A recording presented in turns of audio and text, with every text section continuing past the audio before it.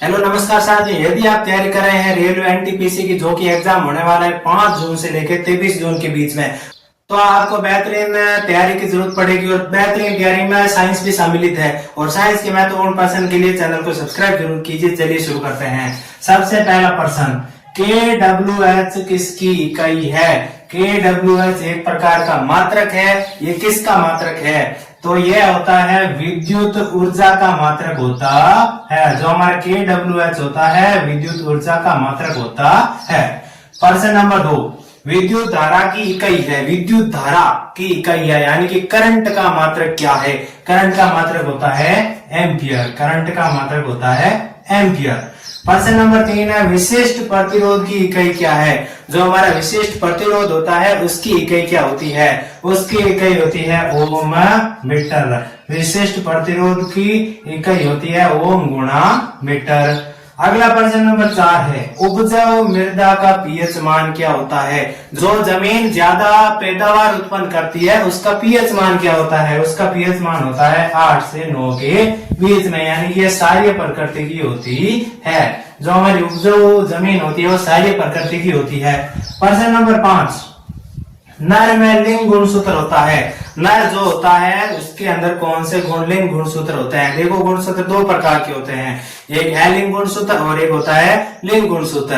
तो लिंग गुणसूत्र होते हैं 22 जोड़ी और लिंग गुणसूत्र होते हैं 1 जोड़ी। तो नर में होता है XY, नर में होता है XY लिंग गुणसूत्र। अगला है प्रश्न नंबर 6, रक्त की प्रकृति होती है। देखिए, जो हमारा रक्त होता है उसका पीएच मान होता है 7.4 और 7.4 जो कि 7 से ऊपर है, इसका मतलब ये क्षारीय प्रकृति का होता है, यानी कि रक्त जो है क्षारीय प्रकृति का होता है।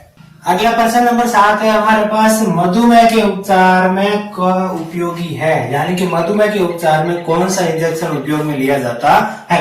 मधुमेह के इलाज में इंसुलिन का इंजेक्शन काम में लिया जाता है। इंसुलिन एक प्रकार का हार्मोन होता है जो मधुमेह के रोग को कम करता है, इसलिए यहाँ पर जो इंसुलिन का इंजेक्शन है वो मधुमेह के उपचार में किया जाता है। मधुमेह का मतलब होता है शुगर।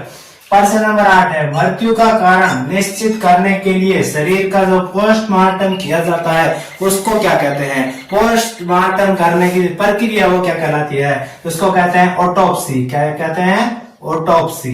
जो हमारी पोस्टमार्टम करने की प्रक्रिया है उसको ऑटोप्सी कहते हैं। प्रश्न नंबर 9, खसरा रोग में किस विटामिन की कमी होती है?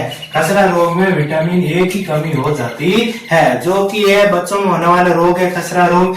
इस रोग में विटामिन ए की कमी हो जाती है। प्रश्न नंबर 10, किस यंत्र का उपयोग ऊंचाई मापने में किया जाता है? जो हमारा अल्टीमीटर है उसका उपयोग ऊंचाई मापने में किया जाता है, यानी कि अल्टीमीटर का उपयोग ऊंचाई मापने में किया जाता है। अगला प्रश्न नंबर है 11, प्रथम मानव निर्मित तत्व है, मानव द्वारा बनाया गया कृत्रिम रूप से बनाया गया तत्व है। पहला वो है पोलोनियम, यानी कि मानव ने सबसे पहले पोलोनियम तत्व का निर्माण किया था। इससे पहले जो भी तत्व आए थे वो सारे के सारे प्रकृति द्वारा प्राप्त हुए तत्व थे। अगला प्रश्न नंबर 12, हंसी उत्पन्न करने वाली गैस है, यानी कि एक प्रकार की गैस होती है जिससे हंसी आती है, उसको कहते हैं N2O या फिर नाइट्रस ऑक्साइड।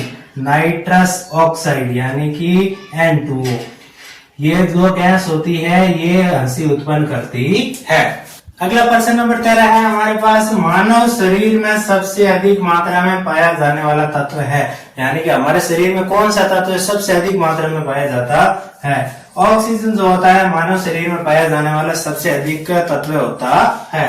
प्रश्न नंबर 14, कांसा के घटक है, यानी कि जी कांसा एक मिश्र धातु है, ये किस किस धातुओं से मिलकर बनी हुई होती है? जो कांसा होता है वो हमारा एक तो कॉपर से बना हुआ होता है और कॉपर के साथ यहाँ पर टिन होता है। दोनों तत्व मिलकर, यानी कि दोनों प्रकार के धातु मिलकर इस मिश्र धातु का निर्माण करती है। प्रश्न नंबर 15, चूहे मारने की दवाई बनी हुई होती है। चूहे मारने की जो दवाई होती है उस विशेष तौर से जिंक फास्फाइड से बनी हुई होती है। जिंक फास्फाइड, यानी कि जो चूहे मारने की दवाई होती है वो जिंक फास्फाइड से बनी हुई होती है। इस वीडियो में फिलहाल इतना ही। जो साइंस के बेहतरीन प्रश्नों के लिए चैनल को सब्सक्राइब जरूर कीजिए। धन्यवाद।